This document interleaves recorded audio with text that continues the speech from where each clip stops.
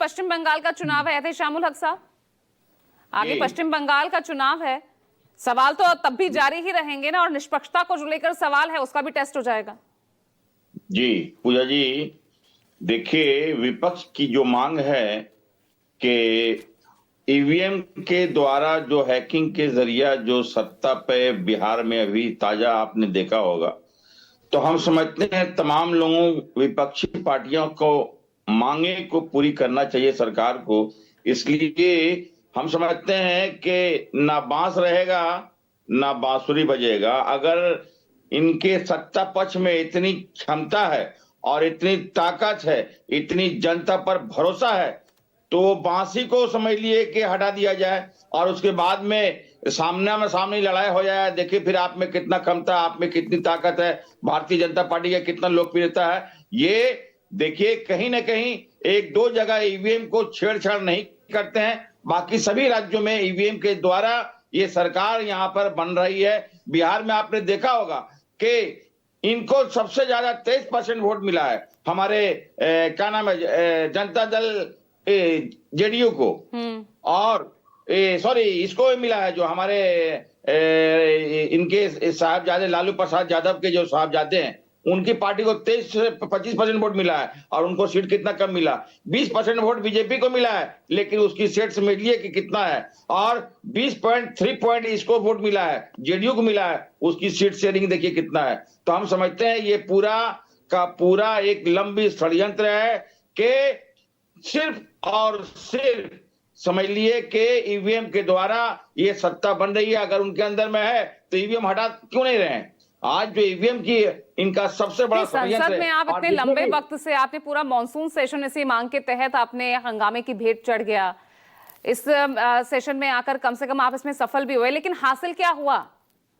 नहीं, मेरा तो हासिल नहीं हुआ। हमारा तो प्रोटेस्ट करने का डिमांड रखेंगे हम लोग तो डिमांड रख रहे हैं। अभी देखिए जिस हिसाब से कल राहुल गांधी जी ने 5 सवाल किए, हमारे समझ लिए कि हमारे और भी नेता जो अपोजिशन के नेता ने जिस हिसाब से सवाल किए कि तो उन पर और सवाल दाग दिए ना यहाँ पर सत्ता पक्ष ने कि कैसे कांग्रेस के टाइम पर पूर्व जो चुनाव आयुक्त थे उन्हें कैसे राजनीतिक पद दिए जाते थे, कैसे प्रमोशन होता था उनका। वो आफ्टर वो बात सेकंड प्रक्रिया है। पहले वो रहते हुए चुनाव आयोग की जो प्रमुख रखते हुए इस तरह का कार्यकाल कभी इस तरह का काम नहीं किया। जिस हिसाब से जो अभी भारतीय जनता पार्टी के समझ लीजिए जितने भी एजेंसी, मैं एक बात कहता हूं कि इनकम टैक्स, ईडी, सीबीआई, ये तीनों है बीजेपी के भाई, और तमाम लोग समझ लिए कि जितने भी एजेंसी है इनका बेजाय इस्तेमाल हो रहा है देश में। आपको बोलिए एसएन सिंह जी। सभी को दिखाते हैं ये लोग। हक साहब सुन लीजिए, हक साहब ने बड़ी अच्छी बातें कही। हक साहब से पूछिए भाई ईडी सीबीआई जो भारत के भाई इनको नहीं चाहिए, वो भाई जो बॉर्डर पे लाइन लगा के भाग रहे हैं वो इनको चाहिए। इनसे पूछिए वो जो 86% भाग रहे हैं, आप उसी लाइन पे आ जाते हैं, फिर मुझे सवाल पूछना पड़ जाता है, भाग कितने रहे हैं आंकड़े तो बता दीजिए।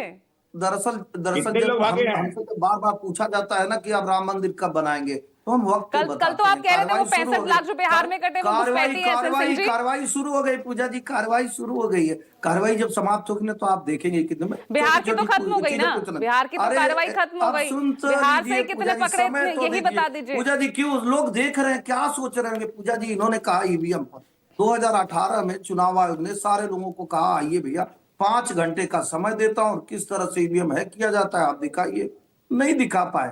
दरअसल ये लोग चाहते हैं ना कि हमको पूरी तरह से स्वायत्ता मिल जाए, छूट मिल जाए। मुलायम जी का परिवार कहे कि हाँ हम मुसलमानों के हैं, थे और रहेंगे, और पश्चिम बंगाल में तो आप देख ही रही हैं कि कहेंगे बस फिर हिंदू मुसलमान आप ले आते हैं। तो यहाँ पर machine readable data voter list का अगर विपक्ष मांग रहा है तो क्या गलत है? आप इतना लंबा पोथा उनको पकड़ा देते हैं।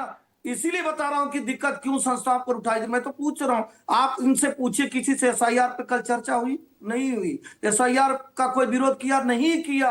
एसआईआर पे के शुद्धिकरण पे किसी ने ऑब्जेक्शन उठाया? नहीं उठाया। इनसे अभी भी कहिए, दोबारा अनुनय भी नहीं करके कह रहा हूं, अभी 45 दिन नहीं हुआ है, कहीं डिलीट नहीं हुआ है वो वीडियो फुटेज, मांगिए ना जहां गड़बड़ी। दरअसल गड़बड़ी नहीं है, जल्दी से करना है, रिस्पॉन्ड कीजिए। 3 तलाक का इनके बातों में सिंह साहब शांत हो जाइए। जल्दी बोलिए प्रभात जी, टाइम नहीं है मेरे पास। इनको चुप करवाइए। इनके बातों में विरोधाभास है। अभी ये खुद ही बोल रहे थे कि प्रक्रिया जारी है।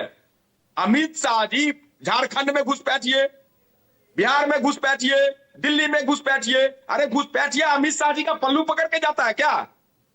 घुसपैठिया और अमित शाह में कोई रिश्ता है क्या? चलिए, आरोप प्रत्यारोप का दौर तो ये लगातार जारी है और जारी ही रहने वाला है। कि सार्थक नतीजे तक ये बहस पहुंचेगी, ये देखना होगा। बहुत बहुत शुक्रिया हमारे साथ आज चर्चा में जुड़ने के लिए।